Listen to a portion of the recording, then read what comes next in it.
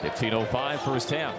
Right dribbles to the left elbow, fakes the step back. Looks to unload it.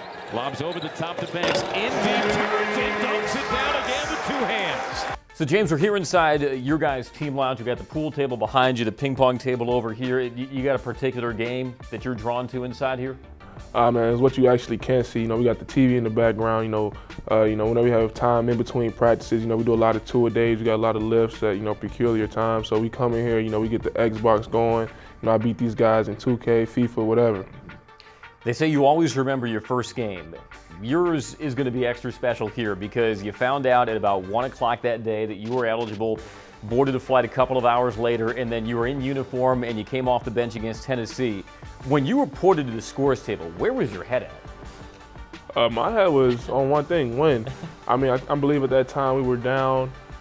That's a solid team led by, a Hall of Fame coach. So, I really just wanted to step up to the challenge to help my team close the gap. But it wasn't swimming at all, was it? Based on just how much of a whirlwind that day was? It wasn't. Of course, just getting in the game, you have jitters, you have, trying to get your timing right. It's a lot of things that go into basketball when it comes to being mentally, physically prepared. So, it wasn't all the way there, but of course, I was more excited and happy and humbled. You spent your first 2 years, of course, at Texas. Every single day, you either went up against a first-round pick in Jared Allen or a first-round pick in Mo Bamba. How did that make you a better, more physical basketball player? When you think about the game, it's 90% mental. So just knowing that I was going up against guys that were came into college perceived, lottery picks, left the game and are doing great things in the NBA now, and knowing that I was able to hold my own, it gives me a certain bit of confidence, knowing who I am as a basketball player, what I'm good at, what I'm able to do. Of course, I know where I need to strive to, get better, but, it was fun. It was a challenge, and it was one I stepped up to every day. We've seen them both out of you. Big dunk, big block. What's more satisfying? You can only choose one. I can only choose one? Well, it depends on everything. Already hedging. All right, he doesn't want to answer straight up. It just depends on what's happening in the game. I feel like Tennessee game, I actually missed a big dunk. That would have been a charismatic swing for the team. It would have got the guys going, doing things of that nature. And then the emphatic block can also be demoralizing for the other team. So it depends on what the team needs and also on what fashion. So if I'm dunking on 5 guys, that's what I'm gonna choose.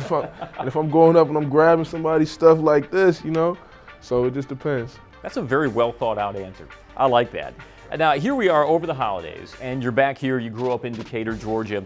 How gratifying is it now to be back playing college basketball and also be closer to your family again? It's amazing.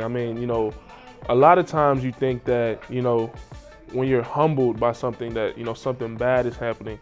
And like you said, I didn't play as much at Texas, and I'm playing more now, but honestly, I feel like, the more I play and the more games, and as the season goes on, I progressively get more and more humble. Just, being able to do the things that I feel like I'm able to do, being able to have my family in the stands watching me, and then, seeing people, support me in my dreams. All right, finally for James Banks, as you can clearly tell, very charismatic guy, very interesting guy. So tell me what's the most interesting thing about James Banks that Georgia Tech fans might not know about? That's a tough question because I am a weird guy, man. And by weird, I mean unique, and that I don't, go with the status quo with everything. Game day, you probably heard that my game day playlist is all country music. You know really? What I'm saying? Yeah, all country music and so pop what on game day. About? I'm talking, everything from Jason Aldean to George Strait. You know what I'm saying? Just straight up country.